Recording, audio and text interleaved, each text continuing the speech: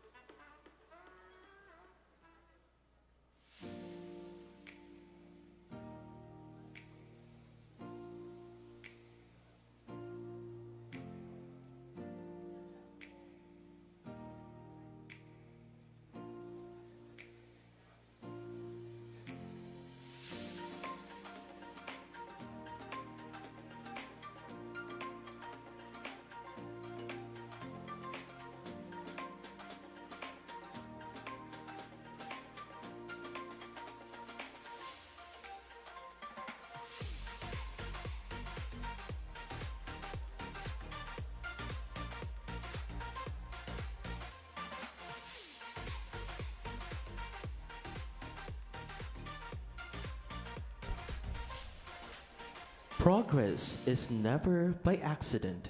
It is the result of vision, courage, and the will to move forward. Transformation begins when vision meets courage and leadership guides it into reality. A pleasant and empowering morning to everyone. Welcome to Guimaras State University, State of the University Address 2025. Today, we gather as one academic family, administrators, faculty, staff, students, partners, and distinguished leaders to celebrate how far we have become and to embrace the bolder and brighter future that lies ahead.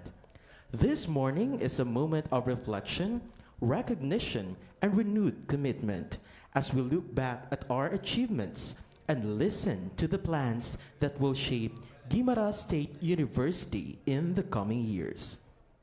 Let us remember that every milestone begins with the courage to envision and the determination to act. At this moment, we respectfully request everyone to please rise for the entrance of colors, together with the University President, Dr. Lilian Diana B. Parreño, the Vice Presidents, and the distinguished members of the Guimaras State University Board of Regents.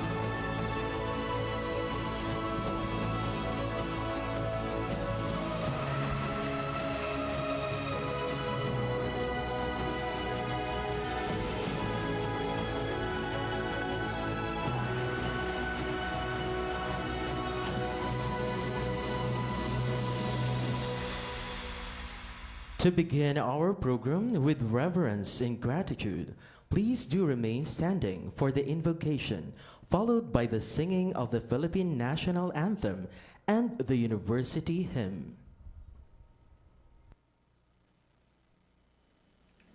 Heavenly Father, we come to you today with humble hearts, seeking your guidance and wisdom as we begin this program.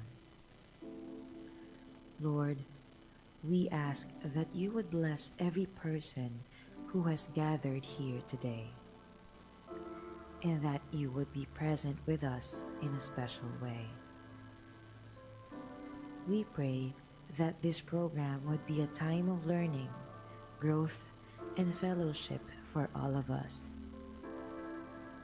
Help us to listen to one another with open hearts and open minds, and to support one another as we strive to serve you in all that we do. Please give us the strength and the courage to follow your will and to use the gifts and talents you have given us to make a positive difference in the world. We pray all of this in your holy name. Amen. Mga kababayan, ang pambansang awit ng Pilipinas. Kayang magiliw, kay masasinangalan, alam ng puso, sa titik mo'y buhay. Upang hinirang, tuyag ka ng magiting, sa mandulupin, di ka pasisingil, sa nagatak tutok sa simoy at sa langit mong pagaw, ay hinatang tulakaw,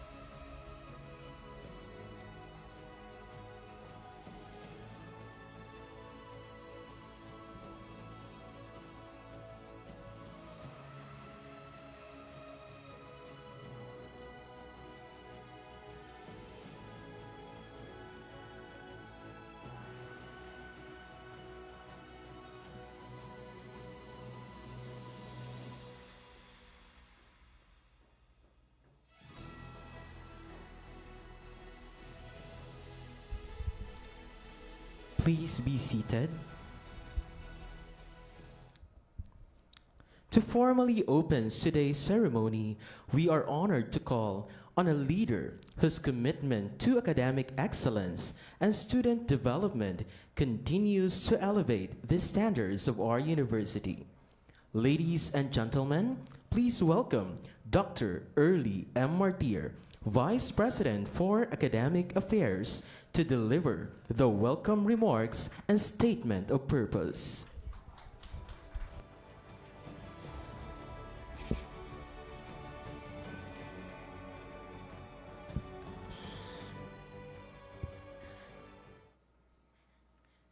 To our beloved mapisan, outstanding presidente sang Guimaras State University, no other than Dr. Lilian Parreño, ma'am.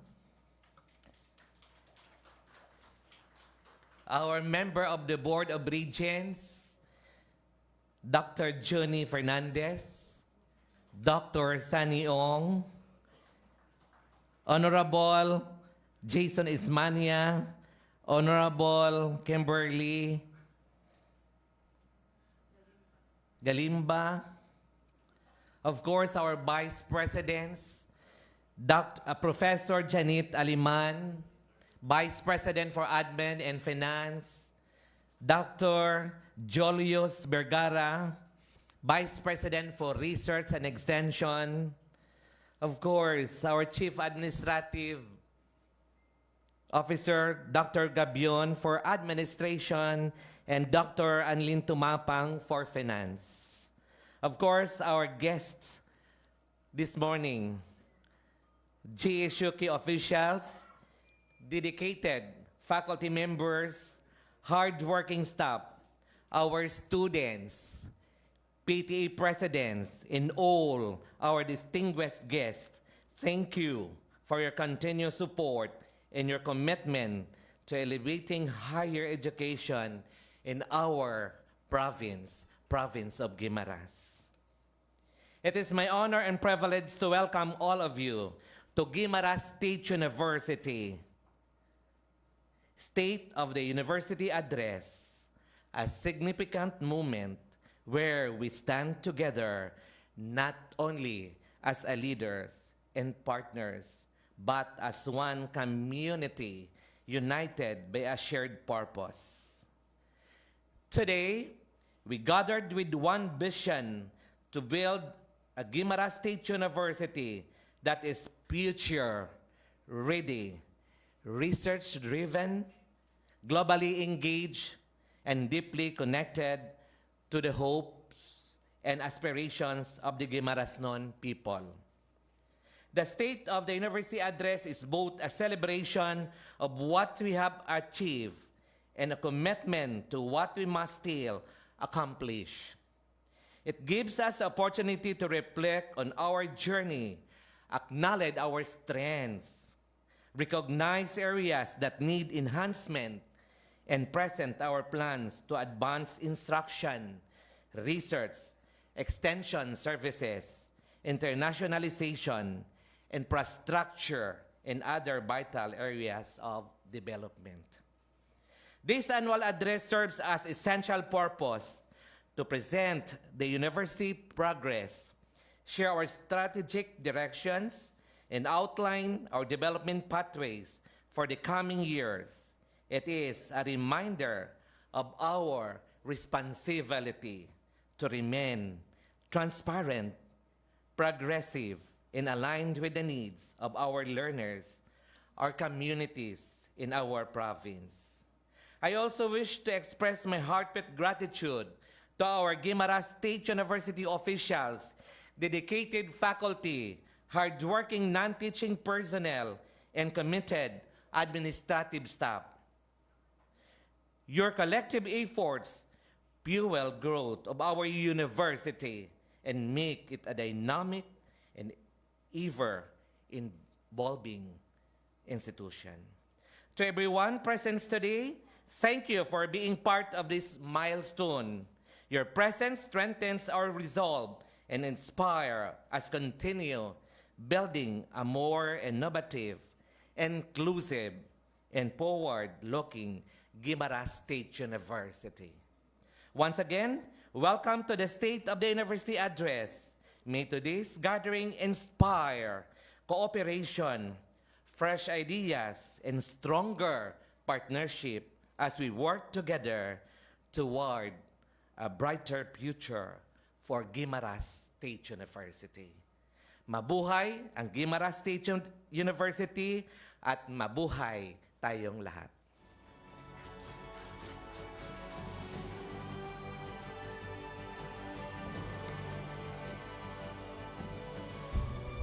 Thank you very much, Dr. Martir, for setting the tone of inspiration and purpose for today's gathering. Before we'll proceed, we would like first to acknowledge the presence of the Honorable Municipal Mayor of the Municipality of Buena Vista, Honorable Samuel D. Gumarin. Welcome, Mayor. Ladies and gentlemen, we now arrive at the most awaited moment of today's gathering, a moment that carries the heartbeat of our university, the direction of our future, and the spirit of our collective aspirations. This is the moment when vision meets purpose, when leadership becomes legacy, and when path ahead of Guimaras State University is illuminated with clarity and conviction. We are about to hear from a leader whose passion, wisdom, and transformative drive have elevated the university to unprecedented heights. Under her stewardship, GSU continues to break barriers, forge new horizons, and redefine what it means to serve with excellence. And now, with great pride and honor, ladies and gentlemen, the President of Guimaras State University, Dr. Lilian Diana B. Parreño, will now deliver the State of the University Address 2025.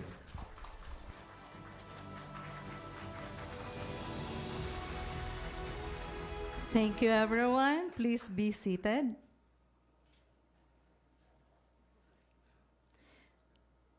To our dear Congressman, Honorable J.C. Raman Nava, and our beloved Governor, Honorable Maria Lucille Nava, who will be both represented by our provincial administrator, Attorney Carissa Ann Aniano later on. And of course, to our Honorable Vice Governor, Honorable Cecil C. Gumarin, who went earlier because he has a very important committee meeting in the provincial government. To the members of the Sangguniang Panlalawigan present today, Honorable Attorney Romel Jan G. Edang, and Honorable Arthur A. Cartel. To our beloved Mayor of the Municipality of Buena Vista, Honorable Samuel T. Gumarin, Mayor, thank you, Gid. I know you are also busy doing the works of being a mayor, but we are so thankful that you really give us time to be with us this morning. To the members of the Sangguniang Bayan present, we have Honorable Sean Aldrin T. Gatinaw, Honorable Ruben S. Magno, Honorable Fiona Bell G. Davis, to the esteemed members of our partner agencies, we have Mr. Allen Darrell F. Asuelo, representing our Regional Director, Engineer Rowan Hilonga of the DOST 6. I hope Dr. Casiano is already here, not yet, but I have to mention already the name. Dr. Casiano 𝐾𝐥𝐢𝐃 Jr., the Center Chief of the Department of Agriculture, Fisheries, and Biotechnology Center. He will be accompanied by Ma'am Azalea Combater, Ma'am Francie May Velasco, I'll just continue reading this one. Mr. Aljon Ray P. Catedrilla. Also, we have Ma'am Marcelias Antonia Y. Barogo and Ma'am Charmaine M. Lopez. It's not of all of the DA Biotechnology Program. Our apologies if some of you cannot be mentioned because, you know, it was the given, the already given listing. But later on, we will just recognize everybody. And of course, our director for DBM, who will be coming in later, Director Maria Liani Gayumali, with our specialist, Mr. 𝐾𝐿𝐴. To the members of the JSU Board of Regents present today, we have Honorable Early M. Martir, our faculty regent, and also the Vice President for Academic Affairs, Honorable Berlin May Galimba, our student regent, Honorable Jason G.S. Manya, our alumni regent, Honorable Sunny D. Ong, our representative, private sector representative, Honorable Junie Fernandez, our private sector representative. I do not know if our former president of the Guimaras State College, Dr. Artajo, is around. Mr. Larry Gabasa, our president for JSU Parents Association, and Ma'am, yes, I'll just mention later, and another president, that is the president for the main campus of our Parents Association. To the key officials, other key officials of the university, Mrs. Janet R. Aliman, our board secretary, at the same time, the vice president for administration and finance, Dr. Julius T. Vergara, our vice president for research, extension, training, and innovation. He is fresh from Taiwan. Dr. Annalyn Estumapang, our chief admin officer for the finance division. Dr. Jonathan Gabion, our Chief Admin Officer for administration, our handsome head of the legal unit, Attorney Vale Michael Nagaynay. To all our deans, I will not mention you one by one. To all our directors, other key officials, with special mention to Attorney Helen Catalbas, our former DOT Regional Director for Region 6, and concurrent our faculty at the College of Tourism and Hospitality Management. To all unit heads, also I will not mention you one by one. To the rest of the personnel of JSU, ladies and gentlemen, maayong aga sa aton tanan. I would like to express my apologies to the rest of our faculty and staff who cannot be accommodated inside this room because the room can only accommodate more or less around 150. So I know medyo mainit sagwa, but just bear with us. We are planning by next year. When we have already the solar panels inside the campus, we will put AC or air conditioning unit in our gym so that all of us can be accommodated whenever we have events like this today. Today, I stand before you with deep gratitude and confidence in what we, as one community, have accomplished together for 2025. This year's State of the University Address is about acknowledging our progress, which is built not by one hand alone, but by the collective dedication of this community. The focus of this report today will be on the four mandated functions of the university, which are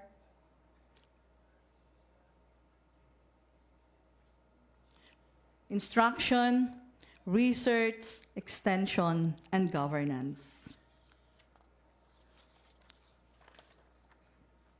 The GSU vision that in 2040, we will be a premier university on education green technology innovation, and community transformation, excelling in the holistic development of a globally competitive, locally responsive, and resilient human capital.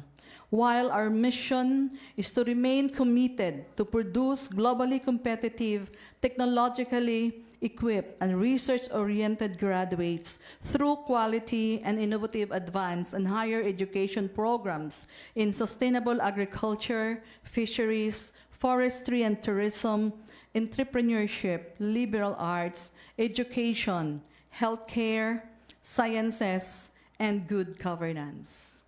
The key highlights of our accomplishments for 2025 are as follows. GSU has been granted Level 3 re-accredited status for its institutional accreditation. This is granted by the AACUP, or the Accrediting Agency of the Chartered Colleges and Universities in the Philippines. This will be until the February 2030. GSU this year, and the same as last year, all our program offerings have the Certificate of Program Compliance by the Commission on Higher Education. So it is mandated by the 𝐏ED that we cannot offer programs unless it has undergone the rigor of the evaluation of our 𝐏ED Regional Office 6. On a personal note, yours truly was awarded the Environmental Leadership Award by the Students' Action Vital to the Environment and Mother Earth, or the Save Me movement, this year. Also, I was able to complete the Leadership and Management Certificate at the Wharton School of the University in Pennsylvania, USA. So supposedly we will be granted our physical certificate last December 5, but you know the expenses is so big, no? We will be spending around 300,000 just to be there. So I just did not go. Also, GSU strengthened its strategic ties with the Malaysian partner, particularly in the University Technology Petronas. This is a private university in Malaysia owned by the Petronas Corporation and other 6 founding SUCs in the country, and we formed the consortium named Synergy. The university's main campus was able to acquire a 5-hectare lot donated by the former, or the late Representative Alberto J. Lopez and our Ma'am Emily R. Lopez. This campus is the annex of the main campus and will be the home of our College of Criminal Justice Education.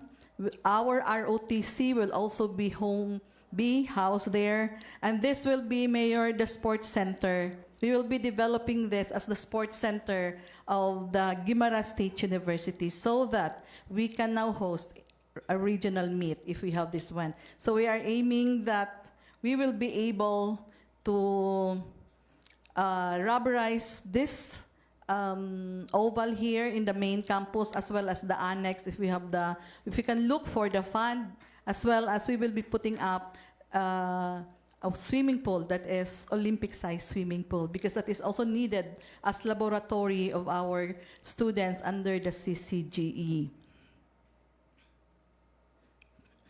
GSU was also the top innovative organization in the country with its back-to-back Platinum Award from the Intellectual Property Office of the Philippines. This is the body that gives us the property ownership on the different technologies developed by our students and the faculty. Also, we were visited by the Taiwan International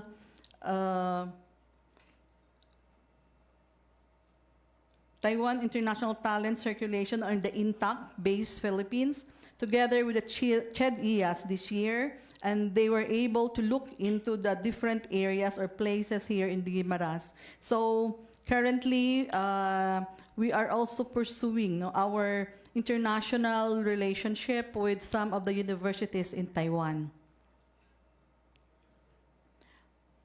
Also, GSU this year received several awards from the Commission on Higher Education. One of that is that we were given certificate having 100% of our program offerings or the courses that we are offering with certificate of program compliance.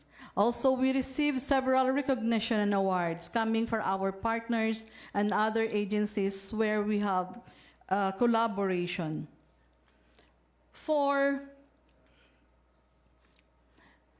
And we are so happy because the Department of Agriculture, under the Fisheries Program, we were able to have the project entitled Promotion of Breeding and Farming Technologies of Commercially Important Freshwater Fishes for Improved Aquaculture Production.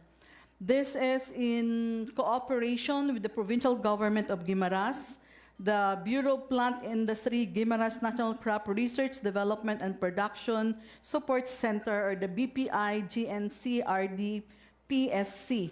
This is located, the project is located also in the National Fish, or this project is located in the BPI Jordan San Miguel Guimaras. So currently, the efforts of our director for the multi-crop pond, Sir 𝐏𝐵𝐿𝐴 was able to grow. I think the what do you call this one?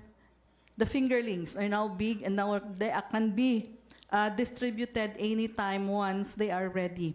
This is the program under the aquaculture production. It is under the fisheries. Sir, correct? Okay.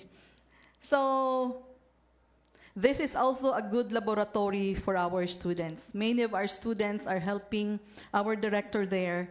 One of the activity is for, of course, the sizing of the fingerlings, at the same time, the sex segregation. You know, I am amazed how they're able to identify the male and the female as small as the fingerlings. And as part of the assistance of our provincial government at Guimaras State University main campus, the paved walkway from here up to there already, it is already paved. Before, it is very muddy and not paved. So with the assistance of our provincial government, we were granted 2.5 million pesos just to pave the front of the 𝐏𝐵𝐿𝐴 Center. And this is the 𝐏𝐵𝐿𝐴 Center. Under instruction,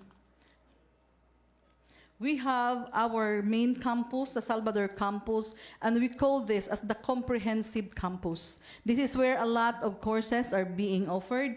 So the total courses offered here, I think we have a total of 13 undergraduate program and 7 graduate program, all located in the main campus. So the population, the main campus is more or less 5,000 students. Our Mosqueda campus, this is the campus located in the center of the province. We were able to populate it now because we transferred our College of Business Management, having around 1,300 students there to populate the area. So more or less, our Mosqueda campus now has a total of more or less 2,000 students. So the Mosqueda campus, one of the main reasons why we transferred our College of Business and Management there is for that program to be aligned with the vision of the Jordan, which is an agro-industrial and commercial growth center with a balanced ecological system where people are economically stable, empowered, law-abiding, reliable, and enjoy high-quality social services led by responsible leaders. The reason for that is we wanted that our College of Business and Management program composed of BS Intrep, BS REM, and BSBA will be granted by the Regional Development Council that these three courses are priority courses, because that is one of our mandate wherein we are being evaluated, that our students are enrolled in the national and the regional level declared courses as priority programs. So that is why I'll be bringing this. It's already with the governor's office, our request, and I hope that we are asking the assistance of our Sangguniang Bayan members that they will be able to help us through a resolution endorsing this to the Regional Development Council. Our Baterna campus is the home for our College of Agricultural Sciences. The courses offered there right now are Bachelor of Science in Agriculture, Bachelor of Science in Fisheries, Bachelor of Science in Agribusiness, and also the agriculture carries the food tech technology, the BS Food Tech. That is offered now in the Musqueda campus because of the presence of the facilities. Now, the representatives Alberto J. Lopez and Emily R. Lopez main campus annex. This will be the house later in the future of our College of Criminal Justice Education and related courses. And this will be also the home of our ROTC, as well as we will be having this as our center or the sports activity center. So we will be putting in there several sports facilities that can help improve our students, especially the basic education, are also here practicing in our oval currently, while the college is also will be having facilities for them to be able to compete in the regional and the national competitions. For our accomplishments this year, under the higher education program, we have outcome indicators, 2 outcome indicators and 2 output indicators. And out of these 4 areas, we were able only to meet and have an exceeded target under the percentage of first-time takers who passed the licensure exam. Meaning to say, this refers to our board performance. So we targeted this year that we will be having 65% overall physical target, but we were able to meet 70.51%. The other output indicators, we were just evaluated for our accreditation in November this year, and we're hoping that the 10 programs will be able to pass the accreditation, and it will add on to our lower accreditation performance of 47.37. We have a deficiency of 26.31. So if you look into this bar graph, you can see the target is in green, while our accomplishment is in blue. For the advanced education program, we are happy to report that out of the 3 indicators, we are able to surpass and meet the target that we have set for the year. So this is the presentation in bar graph. For our enrollment data for the last 5 years, this academic year 2025-2026 was the highest. We are only allowed to enroll around 6,200 students, but our current enrollment is 6,692. Now we are again asking the national government to give us the discrepancy around 6 million or 16 million for this, no? And we are happy to report to you that this coming 2026 budget allocation, the national government will be paying us already the deficiency of the national government in our free higher education. Why we have the deficiency? Because, for example, we set the target that the enrollment only will be 5,100, but we exceeded because there are still students who really wanted to get the free higher ed. So we have to really let them in despite this condition. No? But, you know, we are always informed by the CHED that we have to cater only to what is our capacity, but we have to go beyond that because we have also to accommodate our young in the province of Guimaras. So hopefully in the 2026 budget, the 30 million deficiency, the 32 million something deficiency, now it is part of the 2026 budget, and that budget will be used to construct our two-story canteen in the main campus.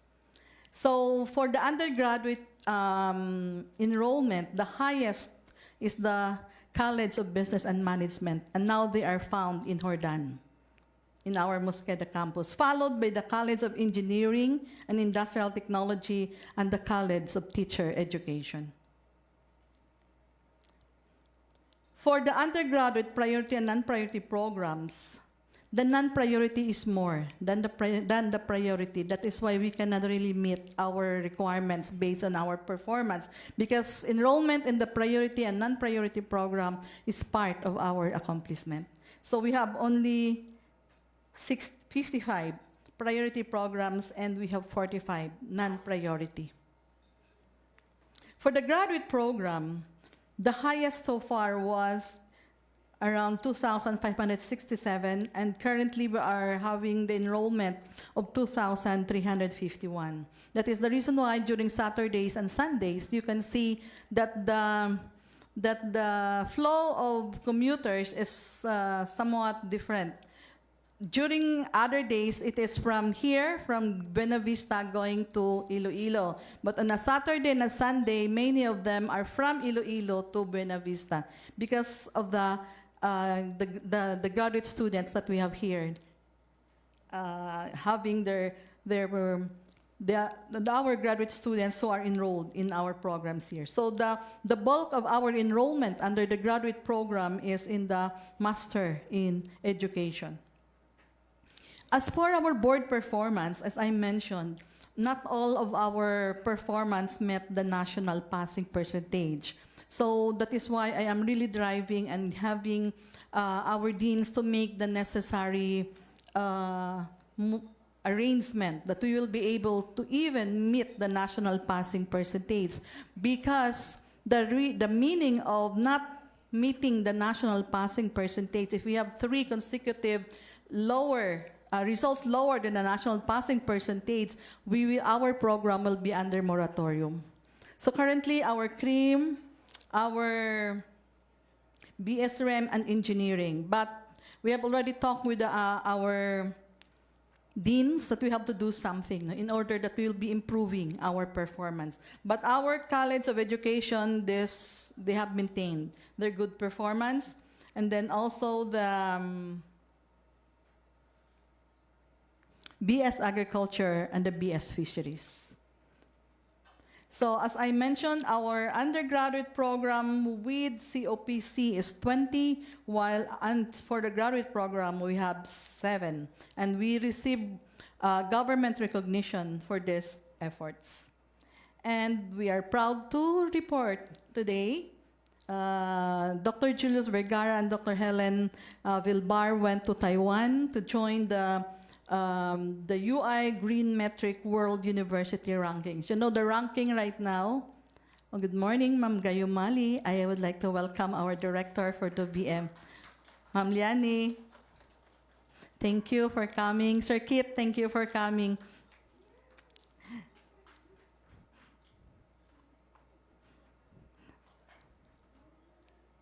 Sir Kit, join Ma'am Gayumali here in front. Thank you. So, we submitted our documents last year.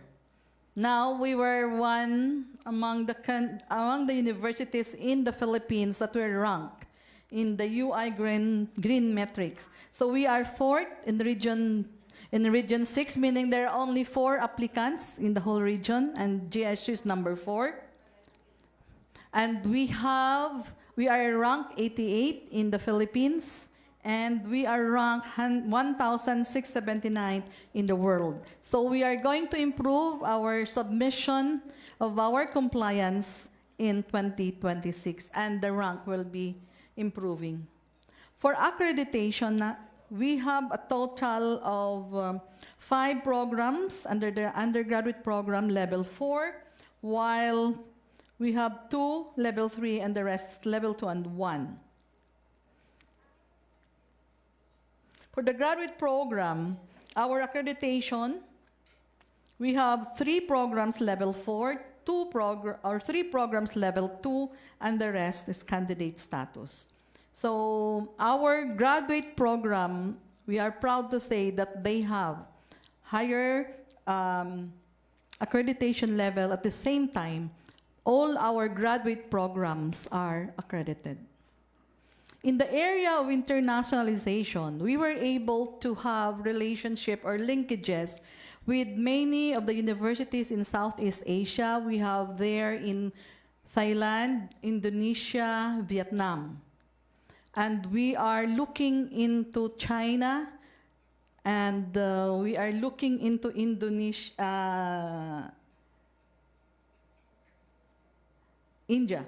India is the university under India here is, I think, the New Era and the Graphic Era University, that is Indian University. Then we have also University of Guam in the US, and we have Mendel University in Europe. Now our commissioner assigned to GSU, Commissioner Ong, is encouraging us to forge relationship with the university in Romania. So that is one of our mandate, that is to go into internationalization. So as of 2025, 19 of our students were sent outside of the country, and 13 faculty were sent outside of the country. And then the inbound students, we have inbound students only 6, and inbound faculty and staff 24 in 2025. For our faculty profile, we are sad to say that our full professorial rank is already 0 because of the retirement of Ma'am Soliano and because of my transfer in the administrative division. So we are hoping, but once the next evaluation for the faculty, we are hoping that there will be 5 from our faculty, current faculty, to be elevated to the rank of a full professor, and the rest will be lower positions, but rather it will be, we are hoping that we will be having an improved faculty profile. So currently we have 14 associate professor 5, and we have 6 associate professor 4. And we are still having higher number of faculty under the instructor level. So they are still being evaluated again, and we hope instructor 3 will be ranked assistant professor 1 to 4. Then currently we have just scrap and build our position, higher position, and we are able to add additional 15 instructor 1 position. Thank you to our DBM, ma'am, for granting us the 15 position through scrap and build.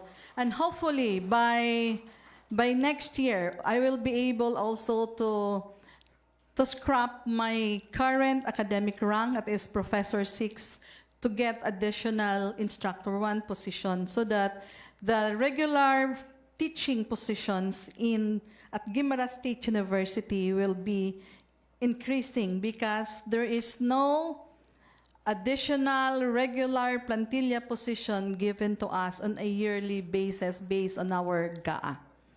And currently, we have a total of our faculty who are in the master's degree, we have 64%, and our doctorate degree is only 36%. But when I evaluated our current status of our faculty, by 2027, there will be 54% who are full doctoral degree holders, and there will be 46% only holding the master's degree.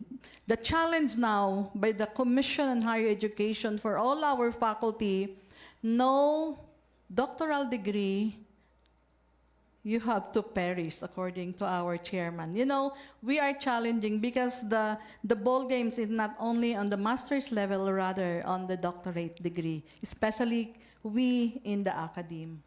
Also, we are proud to report that our students coming from the CBM wins regional quiz ball test in 2025, and we emerged the champion among other universities in the region. And also, we are proud to say that our REM was able to produce two top 10 examinees under our during the board exam, that is in the person of Mr. Jude Ambid and Mr. Jose Terence Parreño. So we have also our College of Agriculture students are indeed winner. Most of them are winner in any regional agri-innovation pitching contest or any contest that is being held in the region.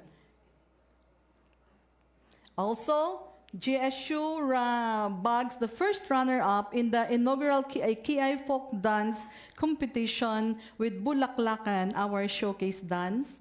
And we are championed in the Manggahan Festival Street Dance competition. It simply shows that our students the skills that they have is very varied. They can be in the academic and they can also be in the physical, in the physical activities, dancing and sports, among others. Because in our sports results, last 2023, from the bottom 11, we ranked 3rd.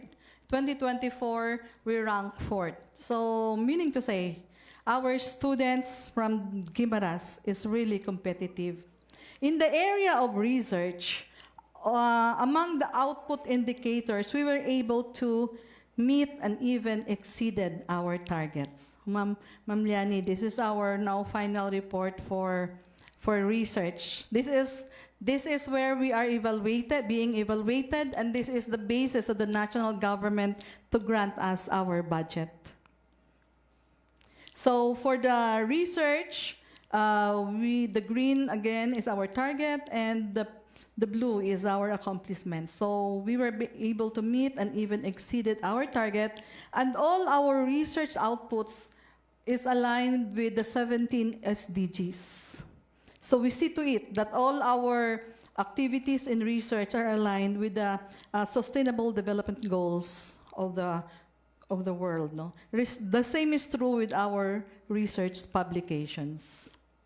So here are some of our activities or our output in research. So we have the number of research outputs in the last 3 years utilized by the industry or by other beneficiaries.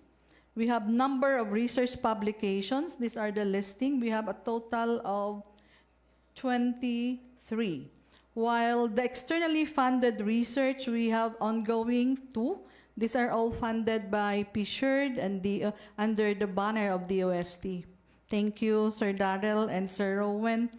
Then we have some activities held here. For example, our RASOC third quarter executive board meeting was held this year at JSU. The same is true with the West Bardec, where they hold their RRDCC meeting here in the campus. And also, our IPMO was able to launch 3 activities: the Panakayon Innovation Bootcamp, we had the Kabataan First 2.0 Hackathon Bootcamp, and the Agribusiness and Technology Promotion Mentorship that was held this year. This is through the leadership of our BP for Research as well as our director for IPMO, Director Rian Gal, and also research activity was headed by our BP Reti, Dr. Vergara, and our director, Professor Adrian Alombro. For our extension, also we are proud to report that we are able to meet and even exceeded our target. So again, the same with research. This is where we are being evaluated by the DBM and the national government in our performance.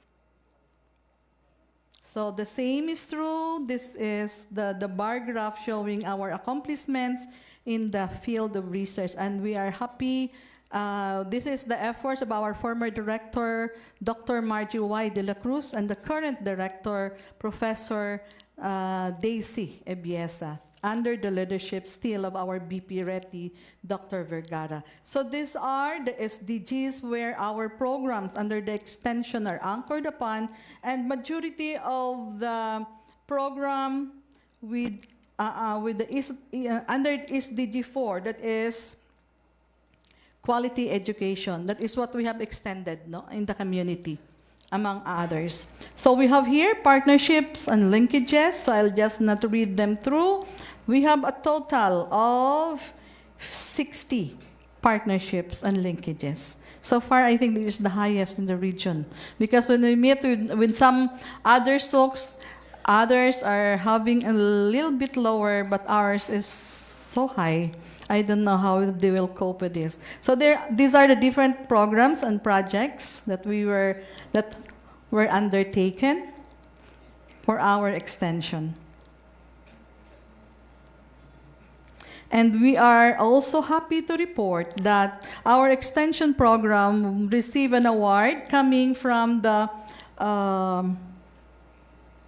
BGMP. You know, one of our clients receiving our skills training under extension are our brothers who are inside the jails here in the province of Guimaras. For our governance, so for the last 5 years, our allotment from GAA keep on increasing, and we are so thankful to our Department of Budget and Management for having the trust in us to give this funding. No? So currently, Ma'am Liani, in 2025, we have 319 million. Hopefully, this will also be increasing in 2026. So far, in terms of our BUR obligation, we have 86, while we have BUR disbursement rate of 96.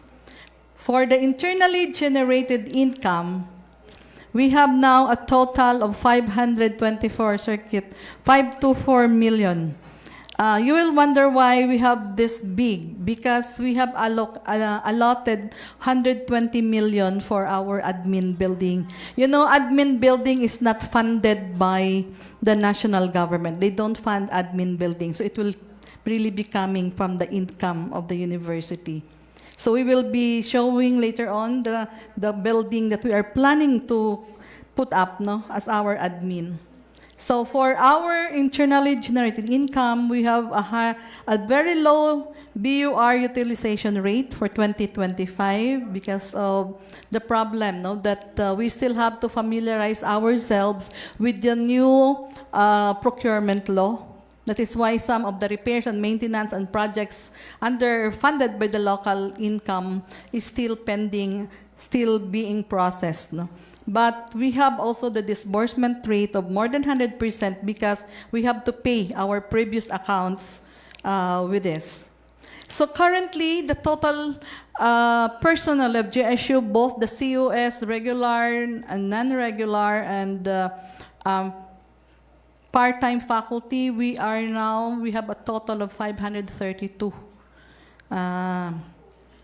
Damo kami COS, Ma'am Manliani. Our regular, non-teaching and teaching, including the casual plantilla and the contractual, we have a total of 207, while our COS, faculty, staff, and part-time faculty total to 325. Hopefully, when, we have requested 42 non-teaching position for our newly granted our external campuses with the Republic Act already. So we have requested that from the DBM, the 42 total non-teaching positions. Hopefully, it will be granted by our... Yes, ma'am.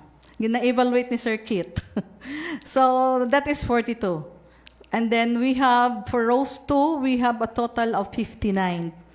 position. And on top of that, we still have to hire the 15 faculty. So more or less, we will have more than 100 additional people, Mayor, to be part of our COS who will be put in or will be included now as our permanent employees. So there are a lot of them who have been with GSU more than 6 years. So somehow we are prioritizing them as long as their qualifications will fit with the requirements. For our current infrastructure projects, we have the ongoing project on the expansion of the ITRDC. This is our Industrial Technology Research Development Center. So this will be the house of our College of Engineering and Industrial Technology. We have also the rehabilitation, the planning, supply, and back office. Then we have here the project, the 20 million project, classroom project in the Mosqueda campus, funded by through GAA, through the efforts of our Senator Lauren, and of course with the efforts of our Congresswoman 𝐏𝐚𝐫𝐞𝐬𝐢 Nava then. So currently, we received the information coming from the DPWH that we were granted 30 million for the completion of this. Hopefully, it will be in the GAA once it will be released before the year ends. Hopefully, we are now crossing our fingers and praying for this because currently we have only 8 classrooms in this building. But once it will be completed, there will be a total of 15 classrooms, and that will be this project is in the Mosqueda campus because the current situation we have 2,000 students now in the Mosqueda campus. Gin-populate naman siya. So we have also the completed infrastructure project. That is the expansion of the Food Technology Building, still in Mosqueda. This is the annex of the Food Innovation Center, wherein this is the place of a very good laboratory for our MSMEs in the province of Guimaras. We can do sensory evaluation, chemical, and the what they call microbial and shelf life. So our MSMEs in Guimaras that is still bringing their products to Cebu for the analysis can now do it here at Guimaras State University. We are now working with our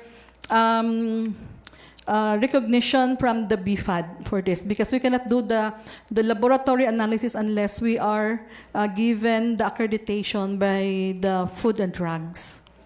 So this will be a great help. Now, this was my promise to our former Governor J.C. Naba, that we will be the one to handle this. Considering that we have the Food Innovation Center in the Mosqueda campus.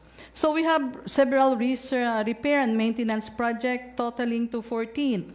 This is also where our local income, we have a total of 525 million funds still under the local income because of the ongoing projects that is still being done in the campuses. So we have also made our temporary canteen because we are still looking once the deficiency in our tuition and the free higher ed will be given this year. Now we can build a good canteen for our students in the main campus. And also we have built our ROTC because ROTC building because they don't have that one before, as well as the repair and maintenance for our multi-purpose building. This multi-purpose building, by the way, will be the laboratory for our CCGE. That is the judo room, or judo something. So this is where the CCGE can do their, the jiu-jitsu, combat and the sort of a combat sports activities because they don't have the facility. So this is an open room. We'll just put the matting there for them to do judo, among others. And then our research building is also being renovated, the second floor. Now it will house all the research-related offices under the RETI. And also, we were granted, thank you to DBM for the bus. It is indeed very great help, no, to our activities, especially the students. So kung magwa na sila, they have to use the bus. No? So now we are proud to say that Guimaras State University got a bus that is around 50 seating capacity. For the future plans, this is where we are saving our money. We wanted to put up a 4-story administration building where all our offices under the administration will be housed, because currently we are also encroaching to the classrooms. That is why we lack classrooms, because some of our offices are using classrooms. This will include the OSDS, the clinic. So it will be a one building where it will fits all, no? So hopefully it can be done 2026 onwards. So we have also to complete our ITRDC this 2026, and we are going now to start the construction of our sports activity center. This is an open court, a multipurpose court, wherein it can be used as a tennis court, volleyball court, badminton court, and even basketball court. Open lang ni sa mayor, wala cover, kaya hindi kaya sang budget. We have only allocated 12 million for this, and this will be, I hope that is now in the procurement process. Now, this is the look of our canteen, university canteen, once we will be granted the 30 million plus. So this will be our canteen in the main campus.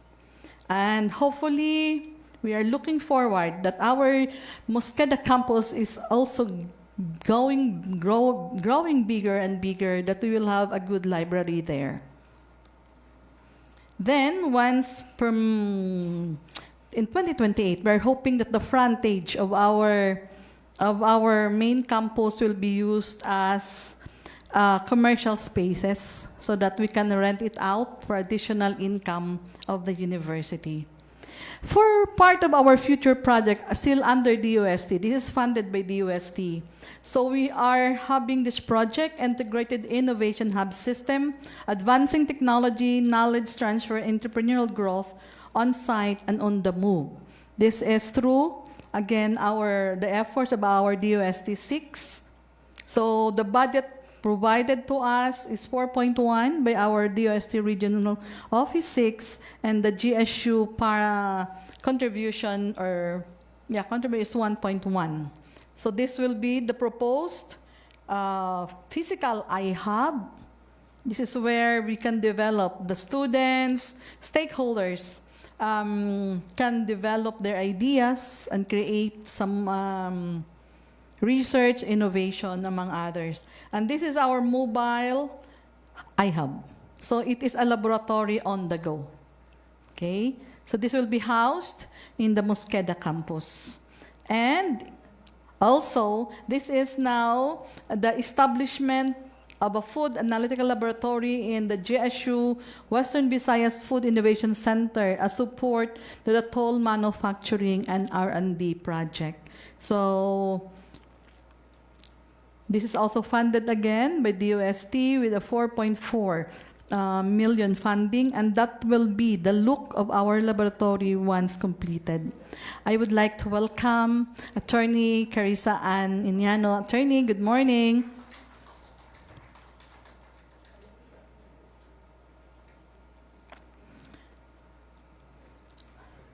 Attorney, tupad lang kay Mayor.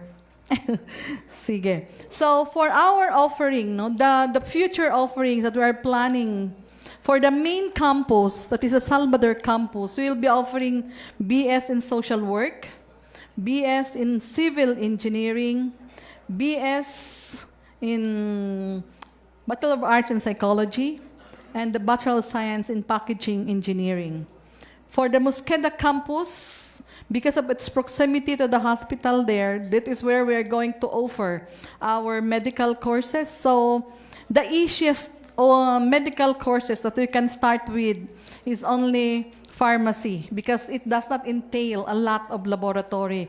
You know, offering nursing is really very, very difficult because of the laboratory needs. We cannot be given the COPC once we offer nursing because we don't have yet the capability. But we will be looking into the Bachelor of Science in Pharmacy because wala pa man na sa amin nag-offer among the SUCs in Region 6. We will be embarking into this body of water so that we can more or less start our medical courses offering.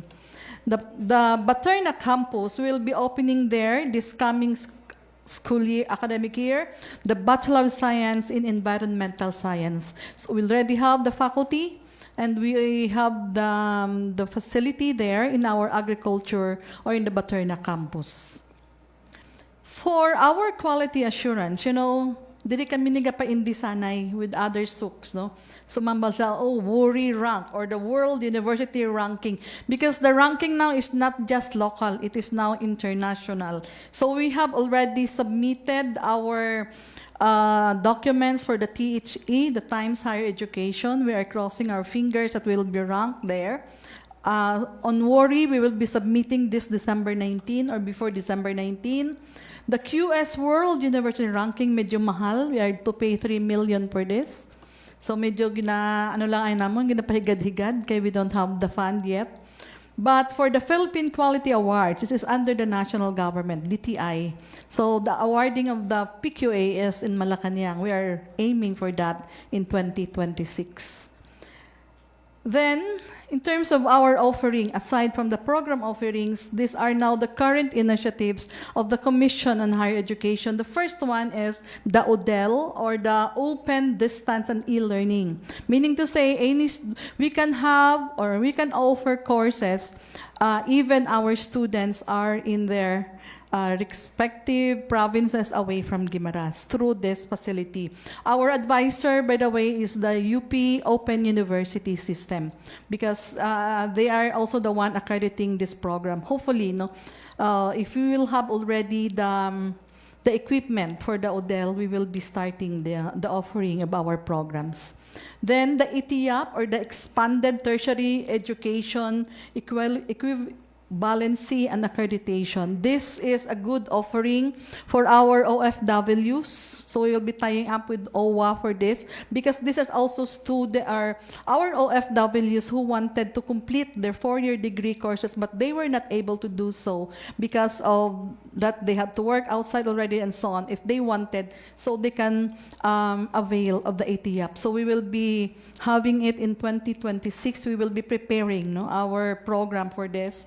And for the micro-credentials, this will be offered as additional skills for our students who are currently enrolled. They can have the skills in computer programming, for business management, something that is, they will be granted a certificate in addition to the certificate that they will be receiving when they graduated. This will be offered to the non-board courses. So we will be piloting this with our CBM and CST because these are the colleges that need additional credentials. Once they graduated, our students have now additional credentials to show that they can be hired into a job because they have additional credentials. So the future depends on what you do today. And this is a challenge to all of us at Guimaras State University. So we are the only university in the province of Guimaras, and we are hoping that what we are giving our students commensurate the services that they deserve. So this is now a challenge to all our teachers and a challenge to our non-teaching personnel. Let us do the best that we can deliver the best service to the people of Guimaras. To everyone, thank you very much. And this is Guimaras State University 2025 and Guimaras State University 2026 onwards. God bless us all.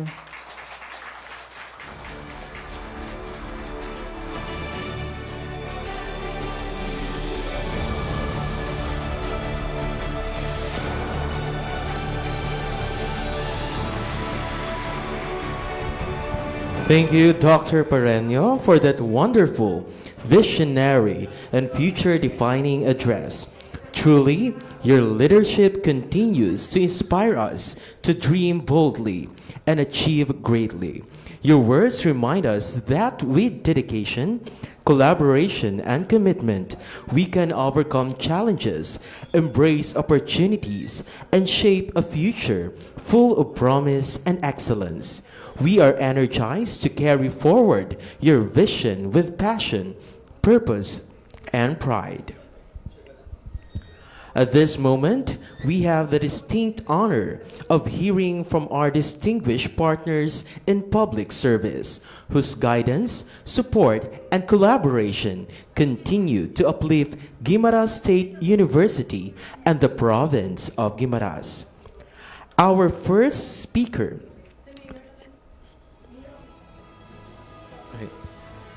comes from a local chief executive dedicated to advancing the well-being and progress of his community.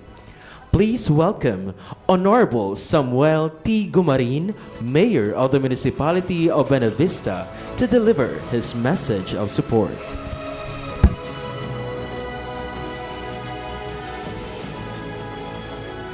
Thank you, Kirby. First of all, I would like to greet each and everyone.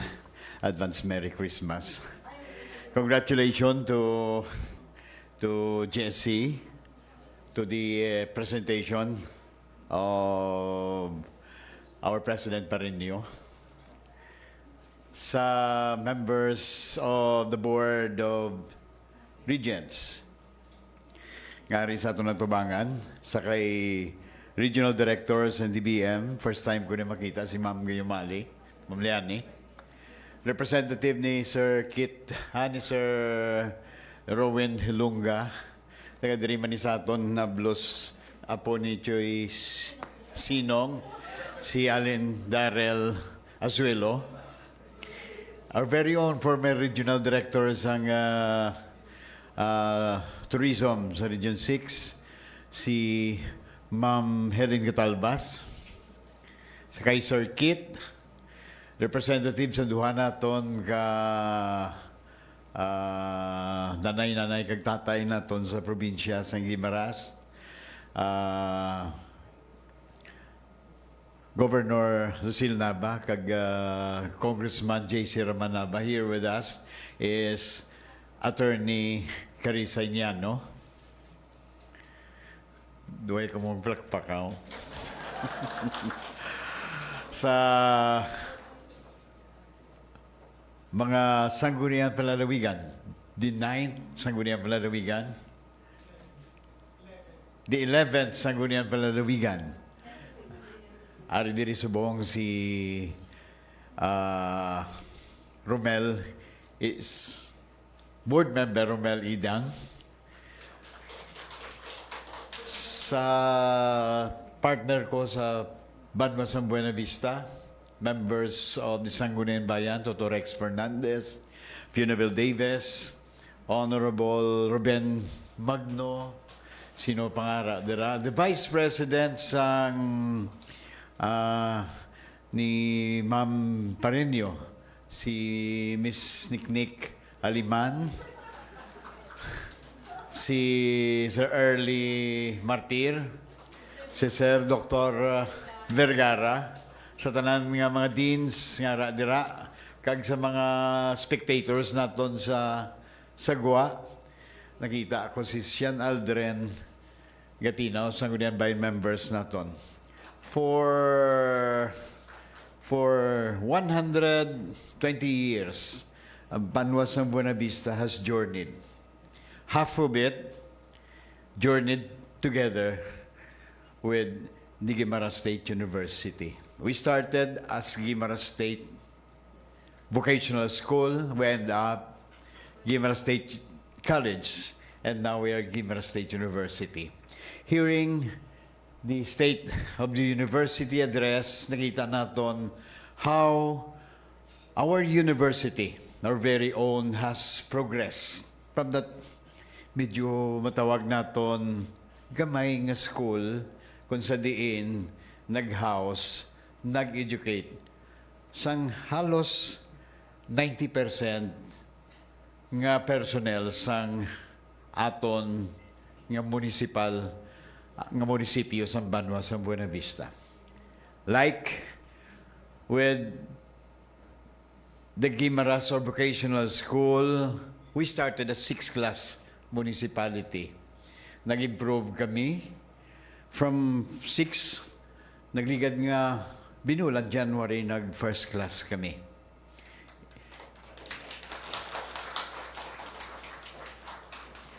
But what is very important is nga makita naton nga ang human resource nga gin-produce sa Guimaras State University. Amo ni siya ang nagpropel sa Banwa sa Buena Vista nga mangin isa ka contender nga mayo nga local government unit. So, ari diri ang mga partners ko, si Attorney Zaragoza, isa-isaon ko lang, hindi ko naman makita tanan. So, when you say kung anong suporta nga mahatag sang aton munisipyo, klaro nga makita na naton nga ang tanan nga nagsuporta nga mag-improve ang amon Banwa is actually in Guimaras State University. Ano ang collaboration sa Banwa sa Buena Vista, Subong? For 2005, nagpatigayon ng bugos nga probinsya for kabilugan under kay Tuman plano. Without knowing, kami sa Banwa sa Buena Vista, may man kami kabalo, hindi man kami malam sa muna nga chimpo, kay first time namon nga nagplano. Nagtubo lang sa amon pinsar, anong ara nga potential sa Banwa sa Buena Vista. So, namangkot kami sa mga kagalingon, anong ara sa Buena Vista? May ara nga naghambal. We have the Guimaras State Vocational School. So, nagkanto sa amon mind nga ang Dumaguete nangin syudad bangod sa Silliman University. So, that's it. 3 years ago, nalabot sa Banwa sa Buena Vista ang amon handom for a Guimaras State University Center for Higher Education. Nalabot namon ini.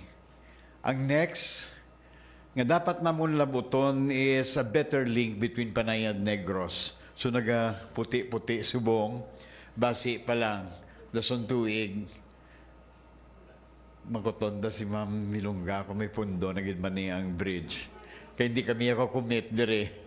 Local kami. Ma'am Gayumali, kung may pundo na gid man ang bridge. So the bridge.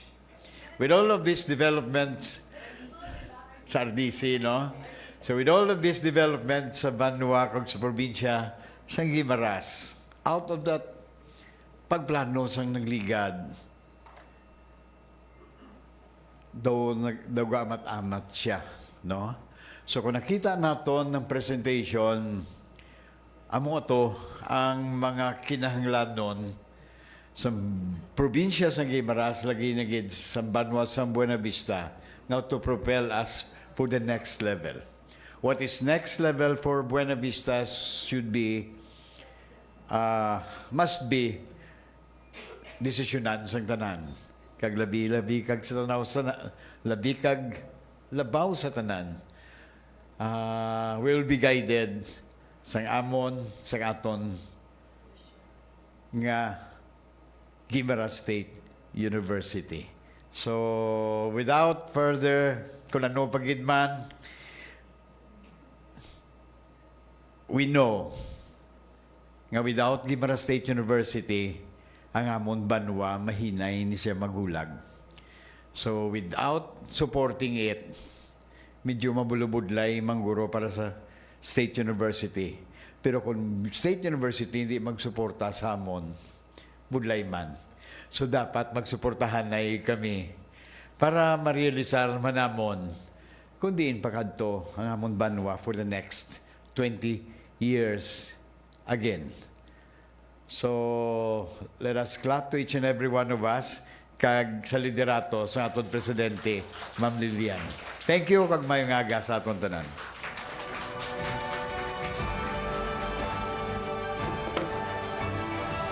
Thank you, Mayor Gumarin, for your support and collaboration with Guimaras State University. The next to give the message of support is from the two of our most committed leaders in the province of Guimaras. Representing Congressman J.C. Raman Nava of the Lone District of Guimaras and Governor Lucille Nava, we are honored to have with us a distinguished public servant who will deliver their message on their behalf. She is known for her dedication, integrity, and commitment to public service in the province. Please join me in welcoming Attorney 𝐏𝐵𝐸𝐿 to deliver the message of support on behalf of the Congressman and the Governor of the province.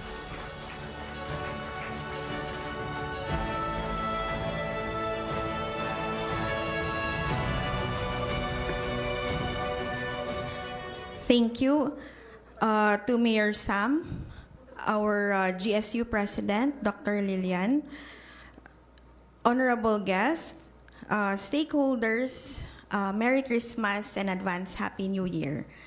So, on behalf of our Governor, Maria Lucille Nava, and of course, also, on behalf man sa aton nga pinalangga nga Congressman, J.C. Ramanava, I congratulate GSU, especially being led by its very competent president, Dr. Lilian Parreño. Palakpakan ta siya.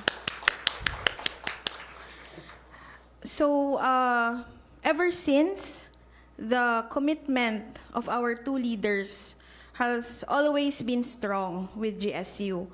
As each and every one of you know, education is the topmost priority of our governor ever since she was a congresswoman before, during her 3 term as a congresswoman, and of course our congressman and before our governor J.C. Ramanava. So this shows, of course, sa aton nga bill, which has now been into law, the conversion of Guimaras State College into Guimaras State University. And not only that, also the conversion of the 2 campuses into regular campuses, ang Mosqueda campus and ang aton nga Baterna campus. So anything, as long as gina-request sang GSU, always aragid ang support sang aton 2 leaders. And since si Gov. Lucille, she also defended the budget sang aton nga Guimaras State University for the past 3 years. Sang naging vice chairperson siya sang Committee on Appropriations of the House of Representatives. So, without doubt, siniguro wala man may naga-doubt there really the importance ng GSU to the province. And right now, the educational assistance being given by our 2 leaders, by the province, in partnership, of course, with our 5 municipalities and their mayors, just to support the educational assistance of all our GSU students. And right now, we really give priority sa aton students coming from GSU. And I hope that GSU would continue to serve the province hand in hand with its development. And we are looking that the future leaders of Guimaras are really coming from your university. So congratulations to everyone, because this is your achievement. And good morning.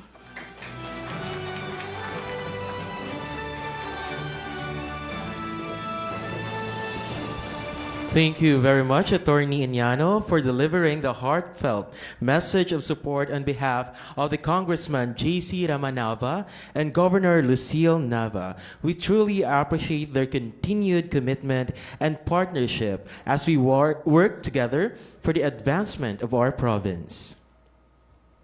At this point in our program, we arrive at a truly special and meaningful segment. It is a moment to honor and celebrate the invaluable contributions of our partner agencies. These agencies have been pillars of support, collaboration, and dedication, significantly strengthening the university's programs, initiatives, and achievements.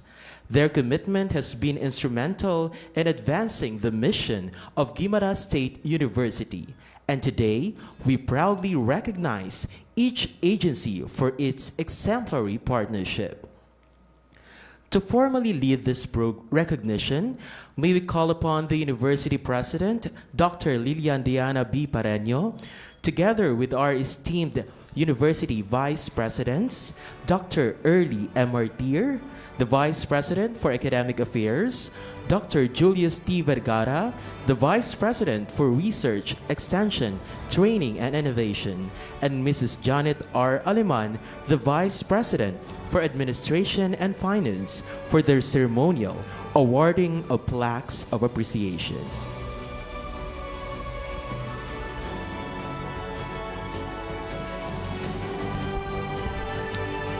The plaque reads, "This plaque of appreciation is hereby presented to, in grateful recognition of their invaluable assistance, support, and partnership extended to Guimaras State University, which has significantly contributed to the realization of its vision and mission. Your steadfast commitment and collaboration have strengthened the university programs and initiatives in pursuit of academic excellence and public service. Given this 9th day of December 2025 at Guimaras State University, Macline, Buena Vista, Guimaras, Philippines. Signed, Dr. Julius T. Vergara, Chase Praise Committee. Signed, Dr. Lilian Diana B. Parreño, SUC President 3. Ladies and gentlemen, the following partner agencies and their representatives will now individually receive their plaques of appreciation. The first to receive the plaque of appreciation is from the Office of the Congressman, Lone District of Guimaras, represented by Attorney Carissa M. Eñano, Provincial Administrator, Province of Guimaras.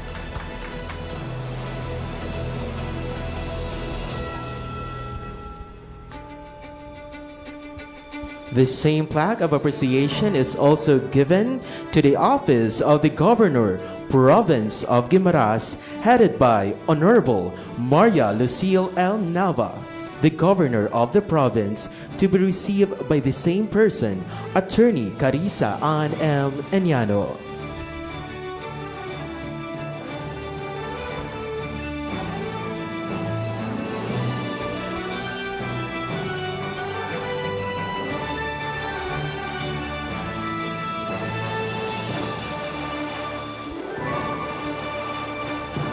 Thank you very much, Attorney Carissa Ann M. Eñano.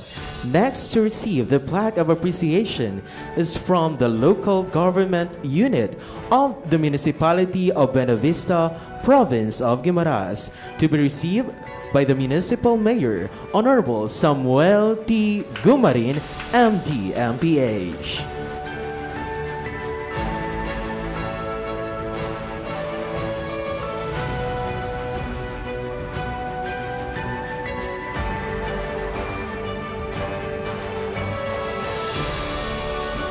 The same plaque of appreciation is also given to the Municipality of Hordan, Province of Guimaras, Local Government Unit, headed by the Honorable Mayor, Attorney John Edward Gando.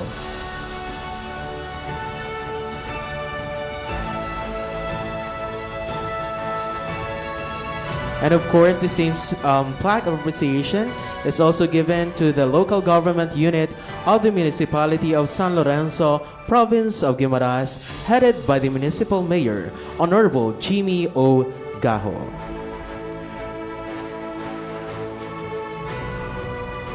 Next to receive the plaque of appreciation is from the Department of Budget and Management Region 6, headed and represented by the Regional Director Maria Lilian L. together with Mr. Keith Sensoro, the Budget and Management Specialist 2 of the said office.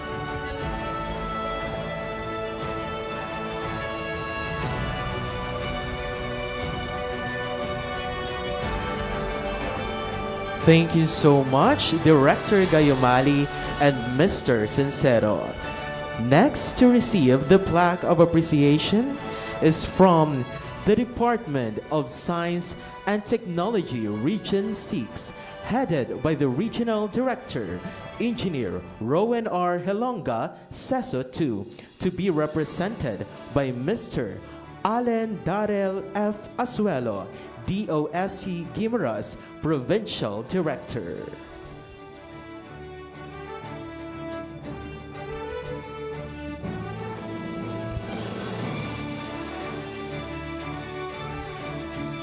Thank you very much, Sir Allen Asuelo. The same plaque of appreciation is also given to Department of Agriculture, Fisheries Biotechnology Center, to be received by Dr. Casiano H. Choresca Jr., Center Chief, Fisheries Biotechnology Center.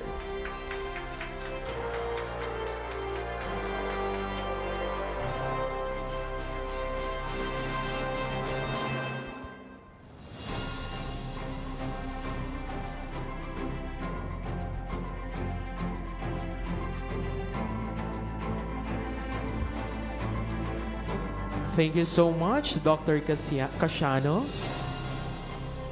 The next to receive the plaque of appreciation is from the Department of Agriculture, Biotechnology Program Office, to be received by Ms. Marcelias Antonia Y. Barogo.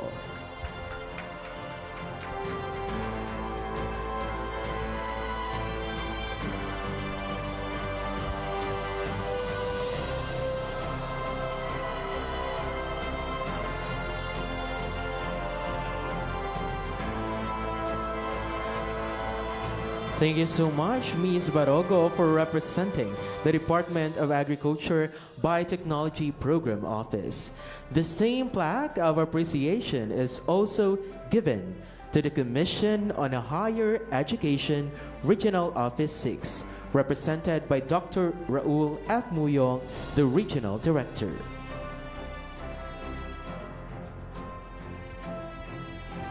Once again, thank you so much to our partner agencies who share their valuable efforts and commitment in supporting Guimaras State University. And of course, thank you to Dr. Lilian Diana B. Parreño, the University President, and the rest of the University Vice Presidents for assisting in the giving of plaque of appreciation.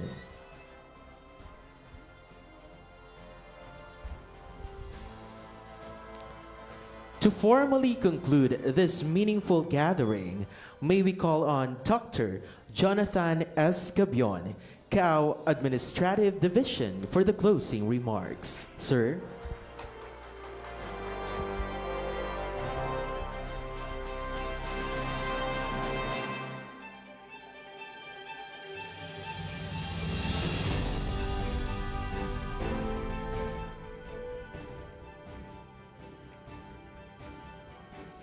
To our honored guests, to different partner agencies from the DBM, the LGUs, hindi ko na pag-mentionar isa-isa, to the Guimaras State University family, from the president down to the staff. Indeed, this achievement of Guimaras State University And we achieved this because of the support of the LGU as well as the partner agencies. Hindi na mo ni makaya kung kami lang gid, but with your support, it is a collaborative effort that Guimaras State University, based on the presentation presented by the President, we achieved the 2025 achievement based on the 4 pillars, namely the instruction, the research, extension, and governance. Kung lang tawon ta, daway man siya ma-perfect gid, but almost our targets were hit because of the able leadership and because of the support of us all. And we have still ambition. In our ambition, in our aspirations, it goes with our mission vision, and that could be achieved, again, with our collaboration. So with the efforts of us all, Guimaras as one, Guimaras State University excels as one. So with that, we are so happy of your commitment in your support to the university in a quest for the delivery of quality education, as well as our target that we are looking into the resilient human capital na mention na kina ni Mayor, that our graduates were all from 𝐏𝐸, 90% daw. So we are so happy because our direction is to go locally. Our preparation is local, yet our target is also globalization. So with that direction of our 10-year development plan, as stipulated by the university president, we are going to that direction. So with that, my dear friends, colleagues, thank you very much kag siling ko buloligan nato ni kay kun anong handom sang Guimaras, be it the LGU kag aton tanan, kami sa Guimaras State University, we are only implementing what is mandated to Guimaras State University. So with that, nag-abi-abi na lang ako sang Merry Christmas aton tanan, and we hope they enjoy the presentation, and we hope for a continued support of that endeavor of Guimaras State University. Once again, good morning and Merry Christmas to us.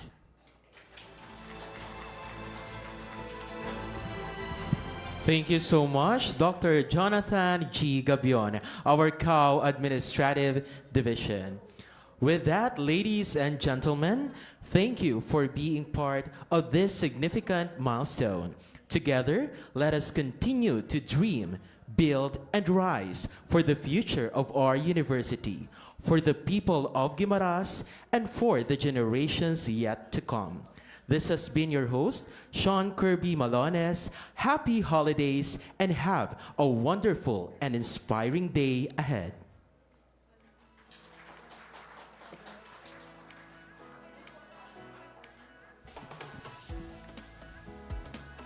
At this juncture, before we will formally end the program, we would like to request the information unit to take the photo opportunity together with our